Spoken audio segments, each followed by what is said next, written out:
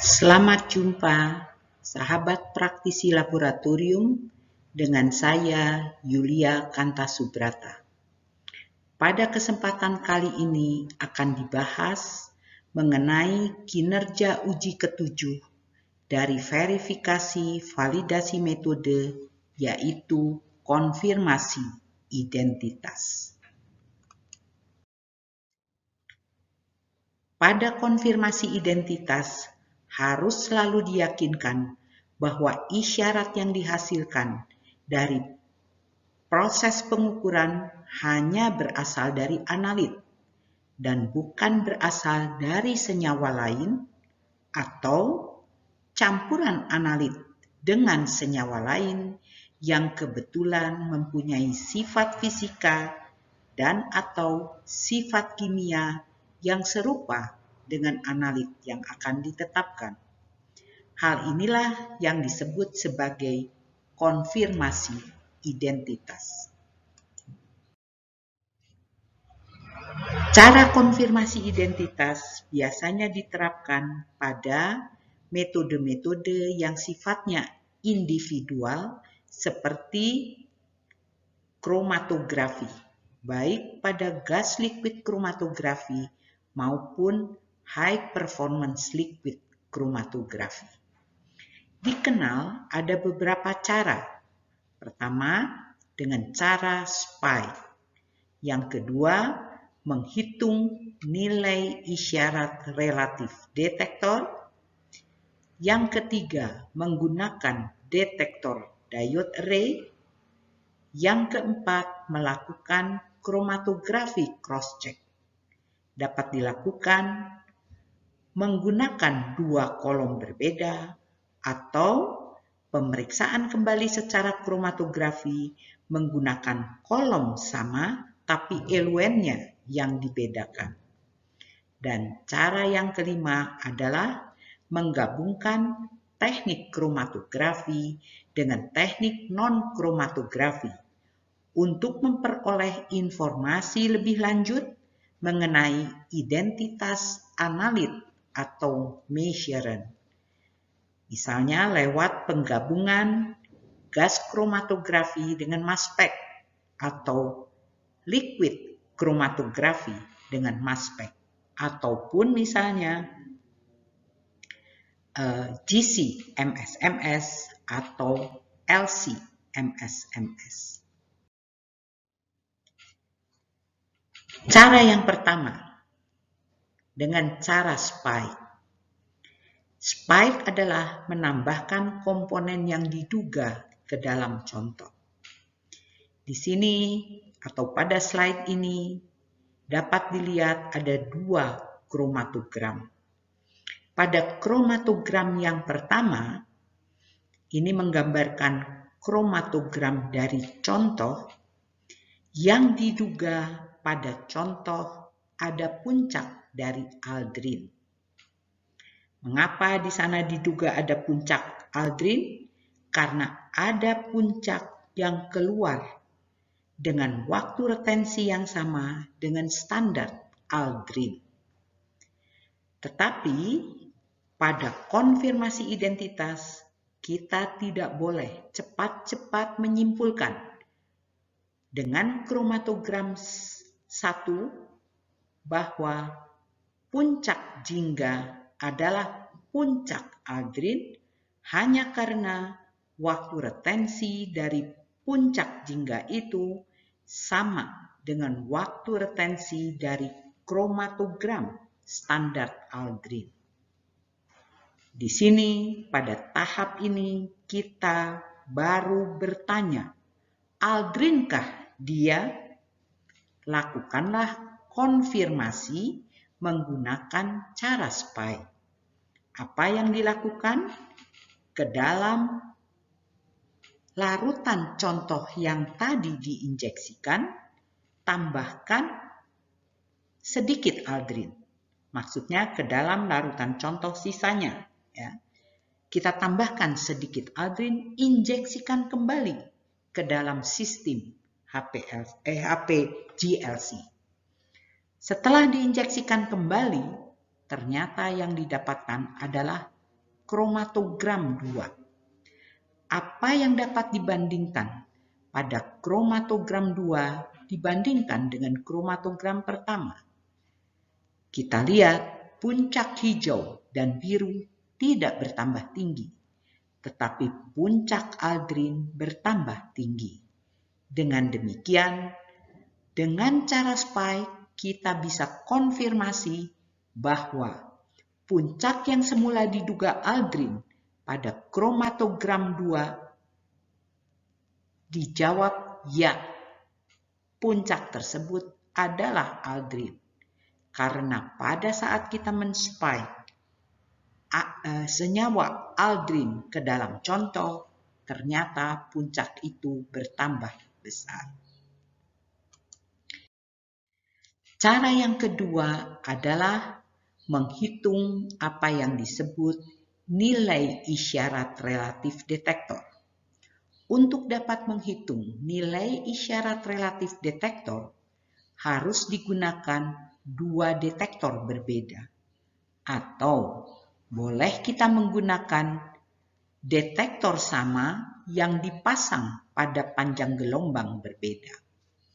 Cara memasang detektor di dalam rangkaian peralatannya boleh secara seri seperti tampak pada slide ini, tapi dapat juga dilakukan secara paralel.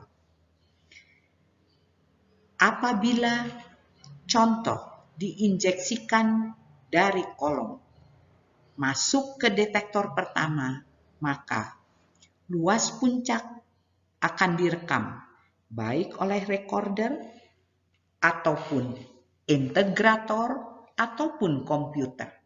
Hal yang sama berlaku untuk detektor 2. Tentunya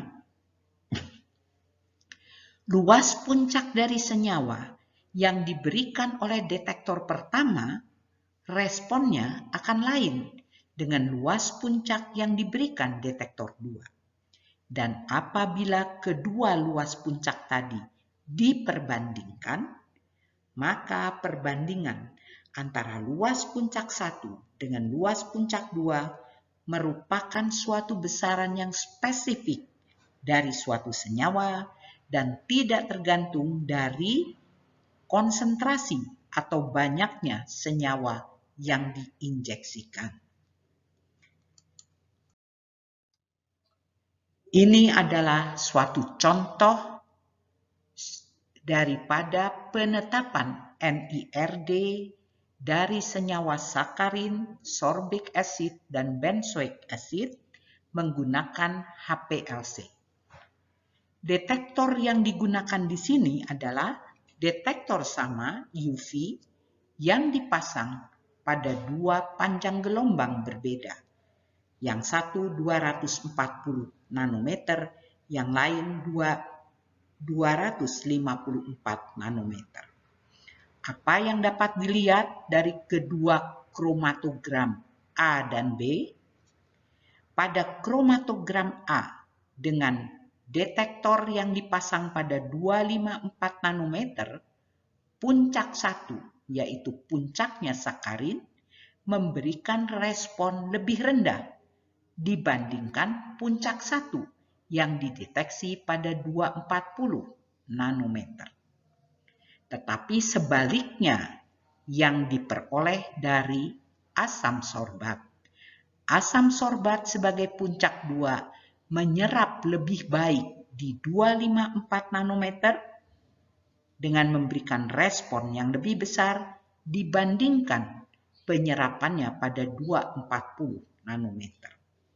Dan apabila nilai luas puncak atau respon dari 254 kita perbandingkan dengan luas puncak atau respon pada 240 nanometer, akan diperoleh nilai yang spesifik untuk sakarin, sorbic acid, dan benzoic acid.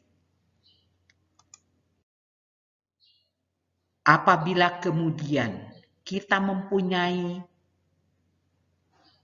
kromatogram dari contoh yang apabila dibandingkan terhadap kromatogram standar, pada contoh terlihat ada puncak di tempatnya standar sakarin, maka sebelum dikonfirmasi, kita hanya bisa bertanya, betulkah puncak itu puncak sakarin? Dengan melakukan konfirmasi, yaitu menghitung nilai isyarat relatif detektor dari sakarin yang pada slide ini kita tahu jatuh di angka sekitar 0,5, kita bisa mendapatkan jawaban apakah itu betul sakarin atau bukan sakarin. Apabila perbandingannya memang jatuh di angka 0,5, jawabannya ya, puncak tersebut adalah sakarin. Tetapi apabila luas puncak memberikan angka yang bukan 0,5, maka puncak yang semula diduga sakarin, dia bukan sakarin. Perkembangan daripada penetapan konfirmasi identitas melalui nilai isyarat relatif detektor berkembang lebih canggih dengan diperkenalkannya detektor diode array. Detektor diode array mampu membuat spektrum senyawa hanya dalam waktu relatif singkat, 0,1 detik, cukup cepat dibandingkan dengan waktu yang diperlukan eluen mengalir dalam flow cell, kurang lebih 1 detik. Keunggulan dari detektor photodiode array adalah kemampuan detektor ini untuk menghasilkan kromatogram 3 dimensi, yaitu hubungan antara waktu retensi, garis datar di belakang ini, dengan absorbansi atau absorpsi dan panjang gelombang. Dan kromatogram 3 dimensi merupakan sidik jari dari suatu senyawa. Jadi, apabila digunakan detektor diode array, maka kita bisa meminta pada alat untuk menggambarkan kurva serapan dari senyawa yang diduga sama dengan standar. Apabila kurva serapan antara standar dengan senyawa yang diduga standar matching, overlap satu sama lain, maka senyawa yang diduga sama dengan standar adalah betul senyawa yang sama dengan standar. Itu cara mengkonfirmasi identitas menggunakan detektor diode array.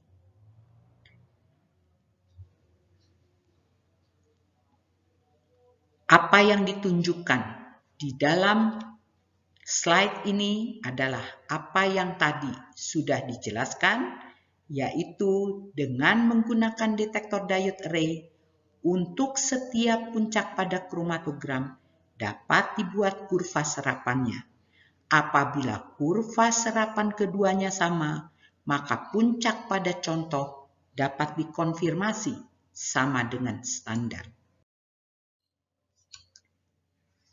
Cara berikutnya adalah pemeriksaan kembali secara kromatografi menggunakan 2 kolom berbeda atau menggunakan kolom sama tapi jenis eluen berbeda.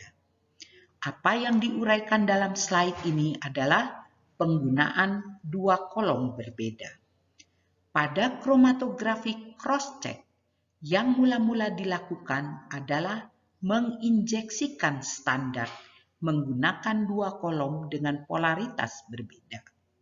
Di sini digunakan kolom A dan kolom B. Kolom B punya polaritas berbeda dari kolom A. Apa yang diinjeksikan merupakan senyawa dari herbisida, diuron, monuron, dan neburon. Apa yang tampak pada kromatogram yang diperoleh dari kolom A, monuron keluar paling depan, diikuti dengan diuron, dan baru di belakang ada puncak dari neburon.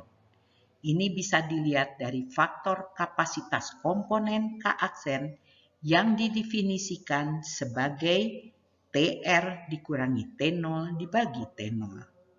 Tetapi apabila ketiga senyawa ini diinjeksikan dalam kolom B dengan polaritas berbeda dari kolom A, kebalikanlah yang akan diperoleh. Neburon yang pada kolom A keluar paling belakang menjadi keluar paling depan, diikuti dengan monuron dan terakhir diuron. Sehingga apabila larutan contoh diinjeksikan ke dalam kolom A dan ditemukan puncak dengan K aksen sama dengan 4,3, maka kita baru sampai tahap bertanya, diuronkah dia? Kalau ditemukan puncak pada K aksen 25,6, neburonkah dia?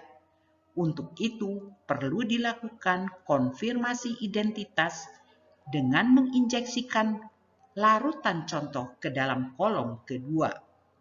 Apabila pada kolom kedua diperoleh lagi puncak pada 1,5 sama seperti apa yang diperoleh pada standar, maka kesimpulannya ya, yang semula diduga diuron adalah benar diuron. Hal yang sama berlaku untuk neburon. Apabila ditemukan kemudian puncak pada K aksen 0,3, maka sebagai kesimpulan ya, yang semula diduga neburon adalah benar neburon. Itulah cara pemeriksaan kembali menggunakan dua kolom berbeda dan hal yang sama dapat diperoleh apabila kita menggunakan kolom sama tapi jenis eluen berbeda. Cara yang kelima pada konfirmasi identitas adalah menggabungkan teknik kromatografi dengan teknik non-kromatografi untuk memperoleh informasi lebih lanjut mengenai identitas analit atau measurand. Sebetulnya penggabungan dari teknik kromatografi dengan teknik non-kromatografi dapat dilakukan melalui berbagai teknik seperti spektrometri massa, inframerah atau infrared, NMR, dan lain sebagainya. Akan tetapi, alat penggabungan dari teknik kromatografi dengan teknik non-kromatografi yang sudah ada di pasaran baru berupa penggabungan dari GC dengan MS atau LC dengan MS.